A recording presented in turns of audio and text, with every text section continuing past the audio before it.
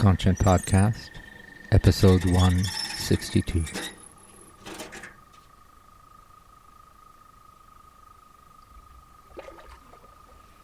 Musician, performer, multimedia artist, and arts administrator Terri Hron.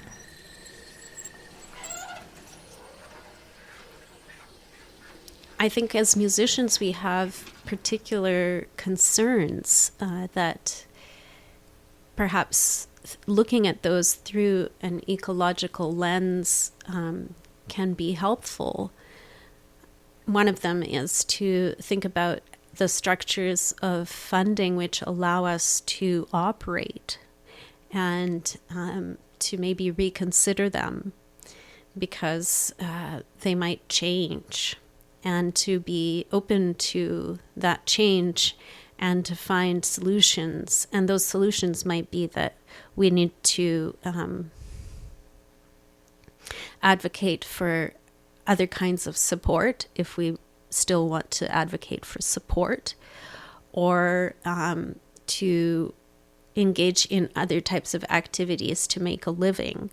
And maybe that sounds a little bit defeatist, but I'm trying to think in a very pragmatic way about what might be helpful and useful and create a greater sense of security and happiness in the future.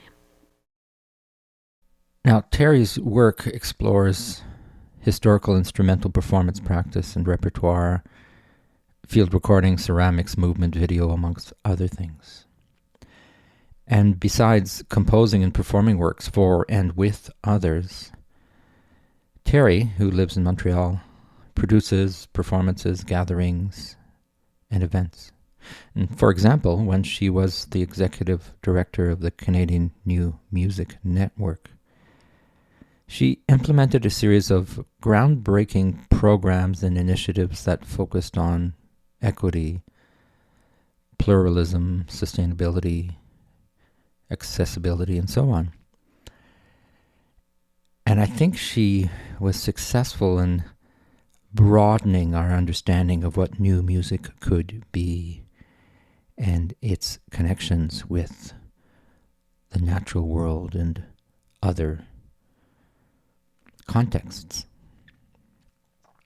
And this was always important for me when I studied music in Montreal at McGill University, where we spoke about la musique contemporaine with a deep voice and how serious it was. And I always found it kind of restrictive. And I'm seeing now the field open up, broaden, become much more inclusive, and Terri has been one of the leaders who has helped in that widening of scope. So you'll hear our conversation with Terri about her artwork and her thoughts on art and the ecological crisis. And you'll hear her passion for the interconnections between social, ecological, and labor justice. And I admire the way Terri is able to remain calm in the eye of the storm, as she notes during our conversation this way. The only thing that I can do is to try and live with as much integrity as I can and avoid participating in the things that I consider to be the least aligned with my values. At the end of our exchange, you'll hear Terri recommend some of her favorite publications and artists, including The Master and His Emissary by Ian McGilchrist, The Age of Insecurity by Astra Taylor, The Flowering Wand by Sophie Strand, and Brain Forest Kipu by Cecilia Vicuna.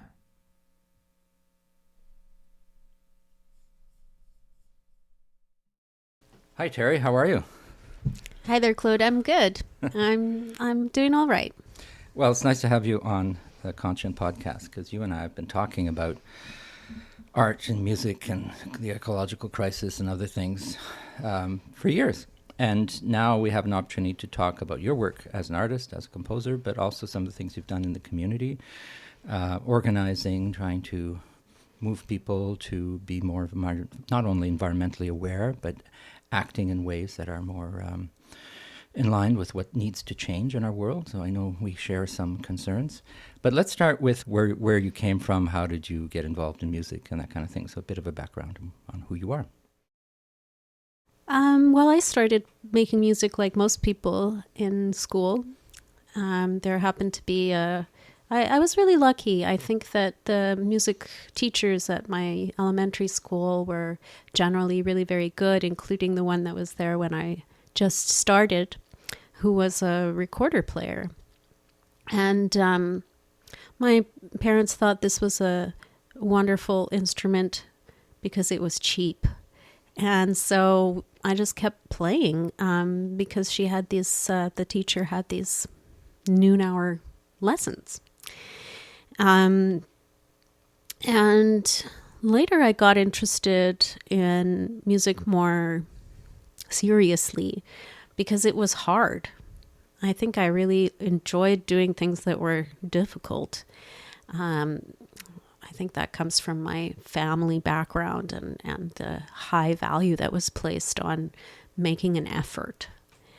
And that was really, music was the thing that I needed to make the most effort in, mainly because I didn't really understand all that much about it. And I became pretty quickly interested in the social context of music. I was always really interested in the kinds of societies that gave rise to musical emanations, I guess, and playing a historical instrument, as the recorder is. It just begs you to think about, where is this music from? Who are the people who listen to it? So that always was kind of an interesting side interest of mine. And I also started composing fairly early in my university life, mainly because, well, there was a course, Introduction to Composition. And I thought, oh, you can learn how to be a composer? And so I took the class and I loved it. And I really loved the making things up, and just continued to do that. And always really enjoyed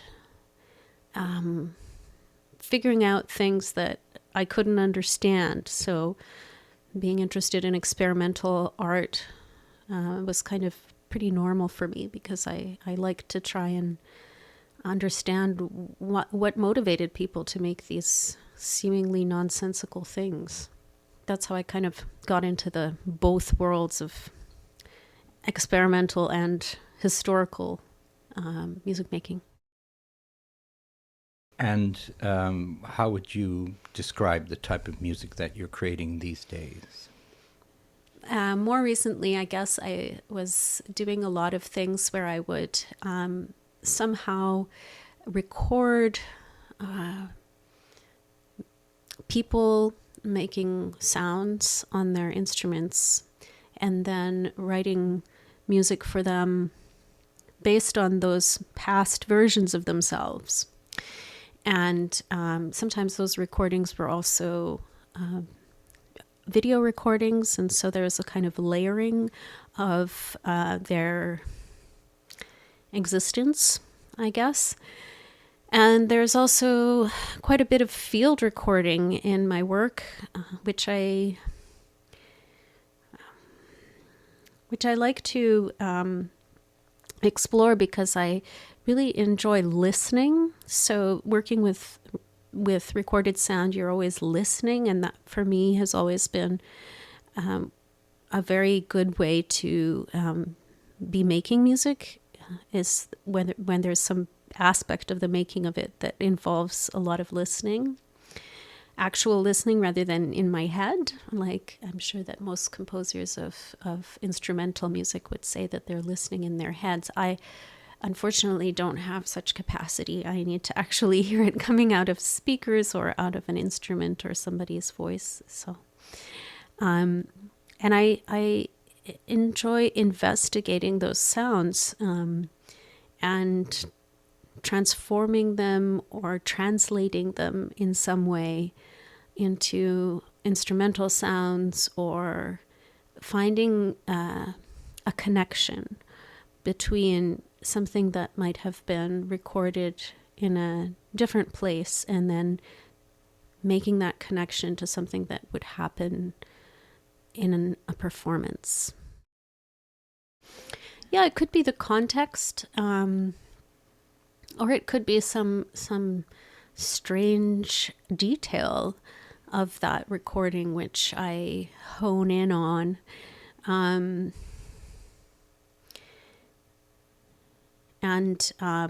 orchestrate in some way. I'm fascinated by this notion of translation, of how to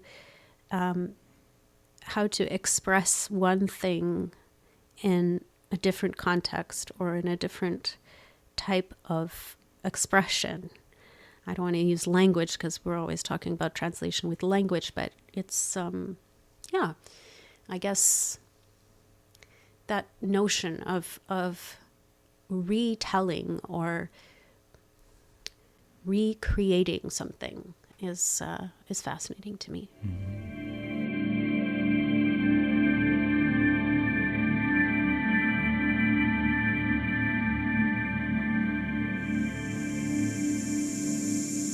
So as an artist, you've created work, you've written about it, but you also are involved in the environmental movement, or at least in trying to get the music community to be more aware of the role that they might play.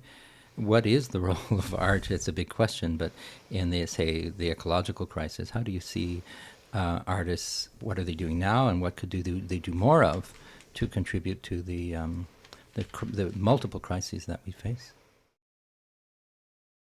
I'm going to be specific about what I think of as my art form, or my main art form, which is having to do with sound. And I think that sound and hearing,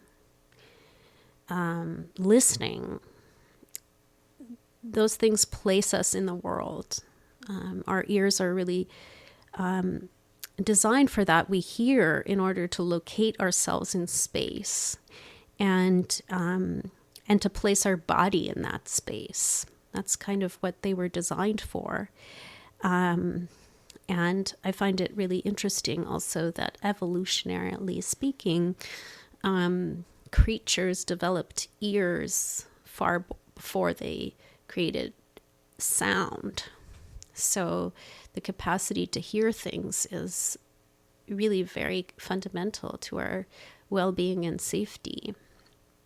And I see sound art and music as well as a way of practicing that being in the world. And I think that relates to the eco-crisis, because I don't think that we have been doing a really good job of listening to our place in the world, because we've been taking up so much space, and we haven't necessarily been listening to the impact of that. So kind of an increased awareness, I think, is something that the arts can really help us with, because they open our senses up to other experience. And other experience is usually the experience that might jolt us out of habitual behaviors. And a lot of the behaviors that have at this point become really harmful are habitual behaviors. So in that sense, I think that having a different sensual experience can sort of wake us up in some way to another possibility.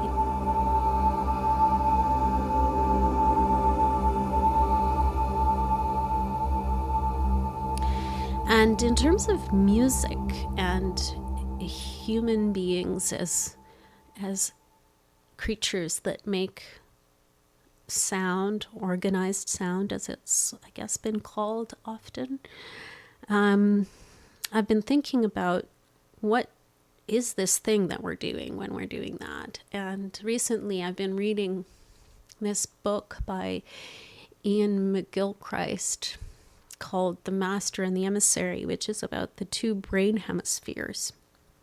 And there's a part of the right hemisphere that expanded, and also a part of the left hemisphere that expanded a lot in humans in a kind of misshapen, unbalanced way.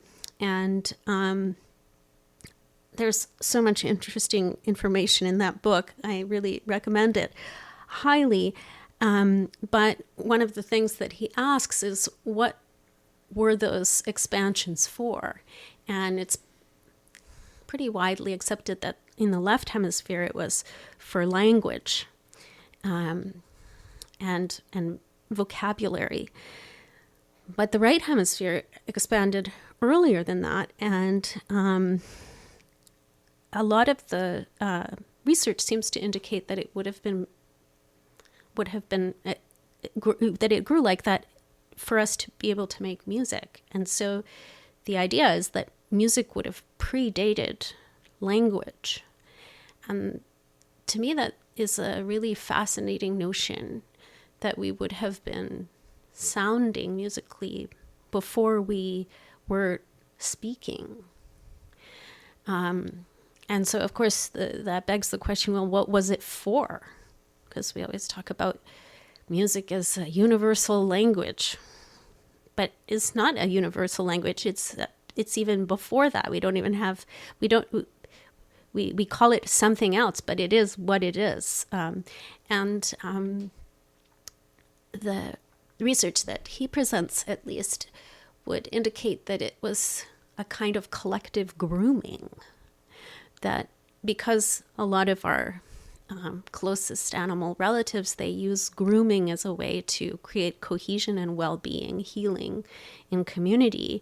And they live in smaller groups. They do that mainly through physical touch, but that possibly in our much larger groups, which is what humans were coming into, these much bigger groups, that sound and sound making had that function of collective grooming. And grooming is an activity of well-being and cohesion and healing, possibly.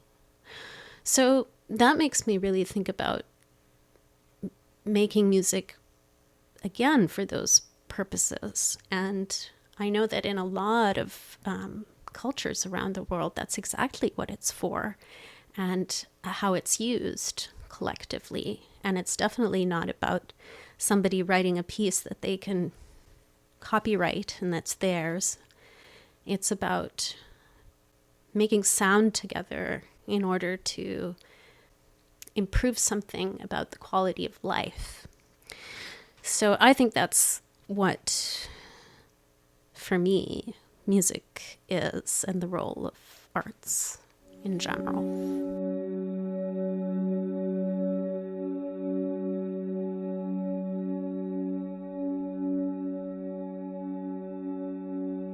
That's a good answer.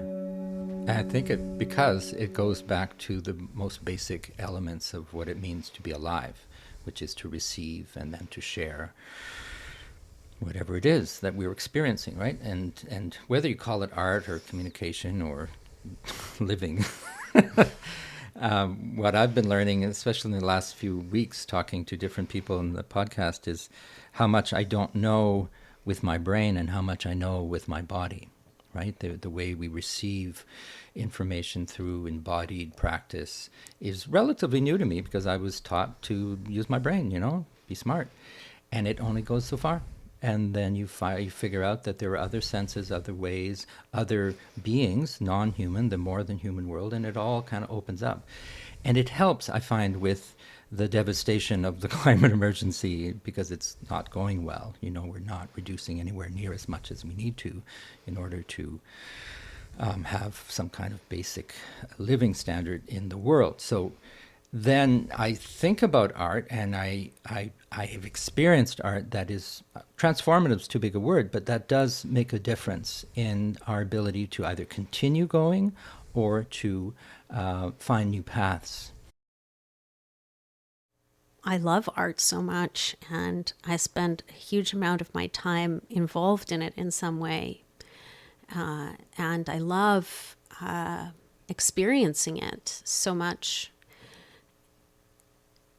And it definitely, I would say, helps to let go of anxiety and worry, which I think is going to be increasingly valuable in our world.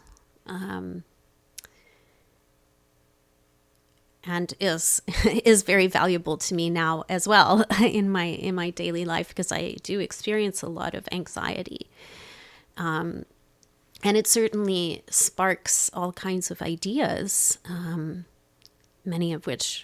most of which don't have anything to do with the ecological crisis, but they don't usually have anything to do with consumption and extraction and oppression, which is what a lot of the activities that we are engaged in on an everyday basis are. So in that sense, I think it's been a very positive force in my life. The experience of beauty is extremely key for me, and that's what I'm searching for on a daily basis. And I certainly love making things that I consider beautiful in some way. That aspect of it is really important to me, as is the sensual relationship with it. So for me, it doesn't have to be art, because I experience that looking out at all the trees, outside my windows, or just yesterday was the vernal equinox, and my tiny tomato seedlings sprouted. And since then, they've been just sprouting even more. I mean, they've just been growing so fast, and I feel like it's a miracle is happening on my windowsill. And so I keep going over there and checking them out. And and my partner has now put a time lapse photo thing happening there, so we can check it out later and see how it happened in real time. I mean, these are the most basic things, but they fill me with wonder, and I love it when artistic experiences can also fill me with wonder. And I know that a lot of artists, their goal isn't to do that, or isn't to seek sensual experience. They might be looking for something completely different, and I can usually appreciate that in a intellectual way, but I most prefer things that have a sensual experience of awe.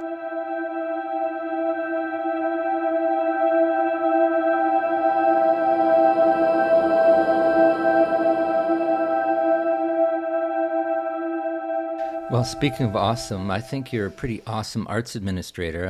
I was involved in a board meeting of the Canadian Music Network a while ago, and you were talking about some of these ecological issues in relationship to music and music making, and some of the challenges like touring and some of the things that we're trying to lower our footprint. And I know there are a lot of efforts going on. But what are your thoughts on that? Because I've talked to artists, and some of them feel disempowered. They feel that their contribution is too small, and there's a difference between what you do through your art practice and what you do operationally. In terms of the day-to-day consumption of this and that. And of course, the artists have a very small footprint compared to other sectors, but symbolically, it's very important because it's a process of engagement with the materials around us. So, what are some of the things that you think music and musicians could do more of to be not only environmentally aware, but really engaged in change, in finding paths forward in the multiple crises that we're living right now? I don't know if I see musicians as having any particular role other than being humans. And in terms of ecology and the multiple crises, I feel like our task is mainly a task as humans, regardless of what it is that we do. I think as musicians, we have particular concerns that perhaps looking at those through an ecological lens can be helpful. One of them is to think about the structures of funding which allow us to operate and to maybe reconsider them because they might change, and to be open to that change and to find solutions. And those solutions might be that we need to advocate for other kinds of support if we still want to advocate for support, or to engage in other types of activities to make a living. And maybe that sounds a little bit defeatist, but I'm trying to think in a very pragmatic way about what might be helpful and useful and create a greater sense of security and happiness in the future. And that's, I guess, when I'm thinking about things from an arts administration point of view, I've had positions in which we're talking about not about presenting in a particular one place, but about tools for a whole community. And so I chose to focus a lot on how to increase fairness and access or visibility. All of these terms are really problematic, but really it's about the distribution of resources and how we do that. And when I first started working in these jobs, a lot of that had to do with equity and diversity. Those were the buzzwords at the time, and I don't see that necessarily as any different from the concerns that we have now that we're talking about sustainability as more the buzzword, although it's already passé. But I think it's about being aware of how much space we each take up, and that whether that's on a stage, whether that's in public consciousness, whether that's in a pot of public money, and to try and make people aware of all of the people who are losing out or not being cared for. And sometimes I have felt quite desperate because people don't seem to even be able to care for any other humans, let alone for the more than human world, which is what we need to be doing right now if we are to care for the planet. So I don't see these things as necessarily being different. I see it all as trying to encourage an attitude of caring and listening and being present for and witnessing what is happening for others.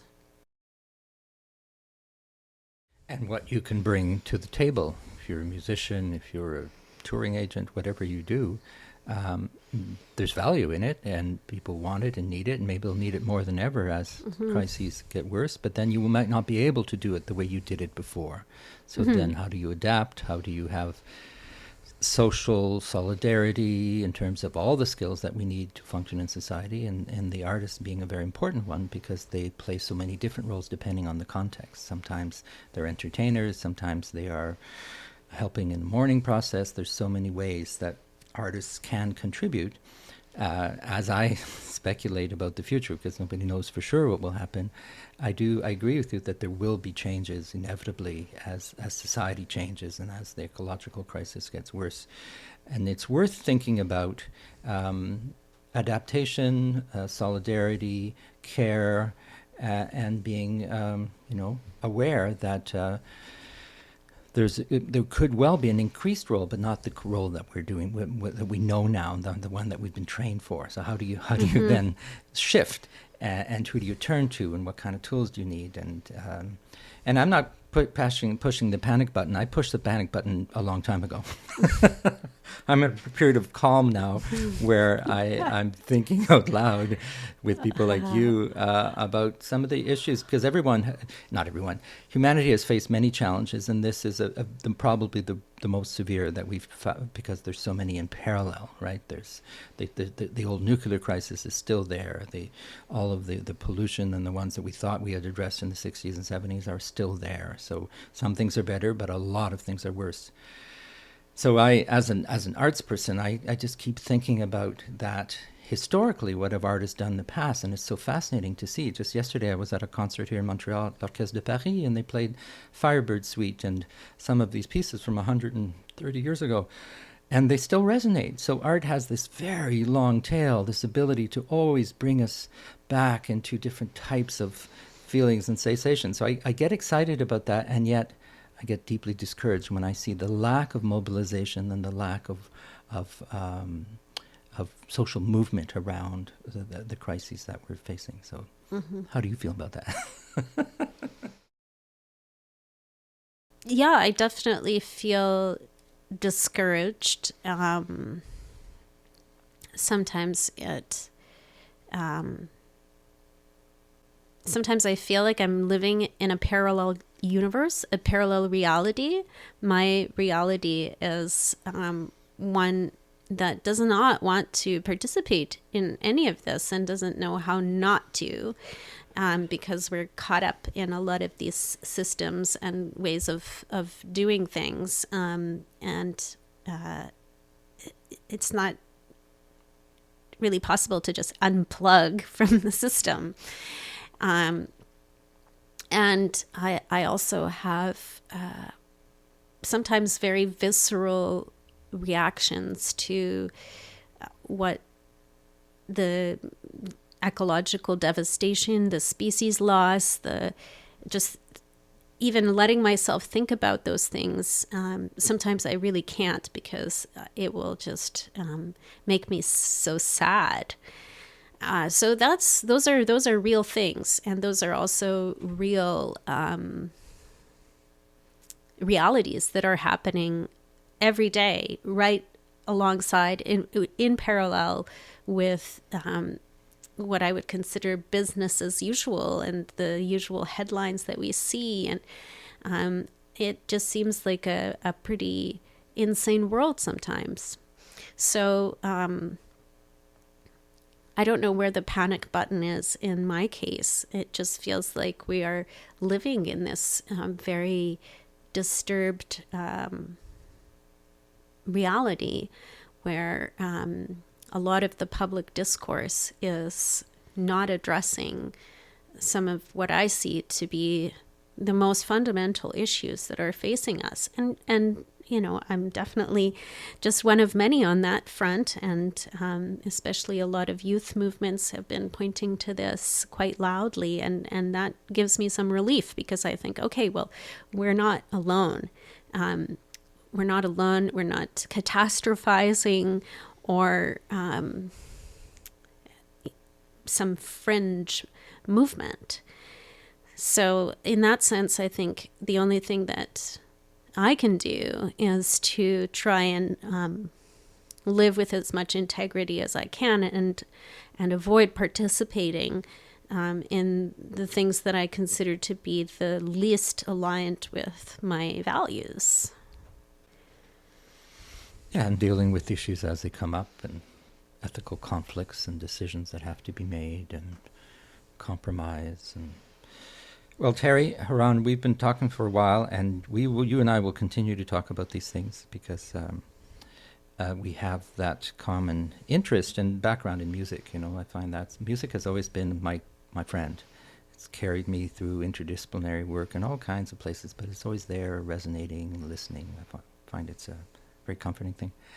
Let's end with any recommendations you might have, what you're listening to, what you're reading to, that you would recommend to. You've already made a few references, but there's anything that comes to mind that you would suggest people check out?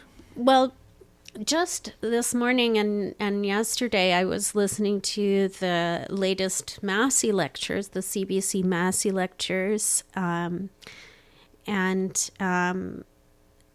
they're really about insecurity. I think that's the big topic. I'm trying. Astra Taylor, right? Astra Taylor, that's right. And I found them to be really fascinating and consolidating a lot of ideas and bits of information that I've had floating around. And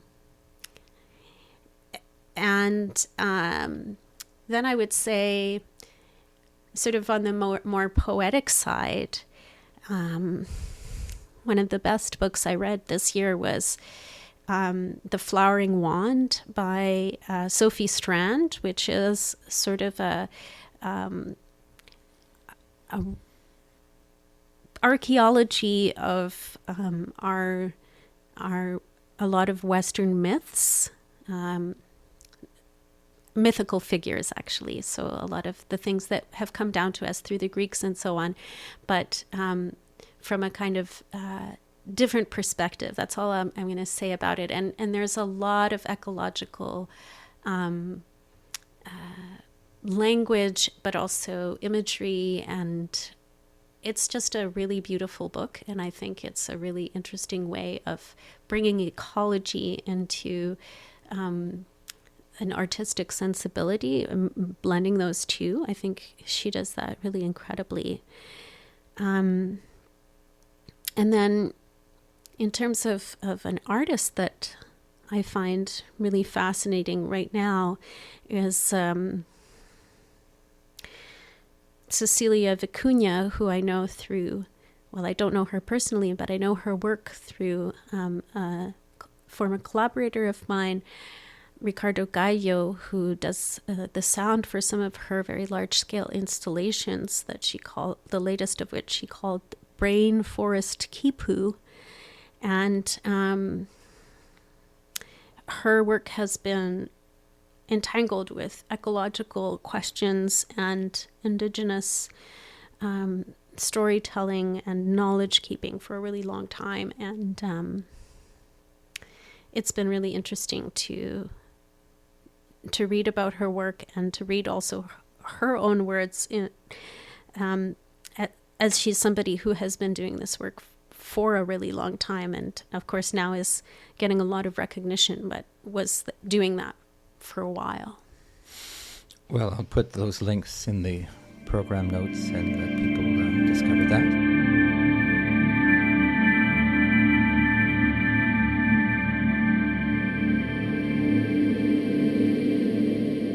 Stay positive and to keep seeing the beauty.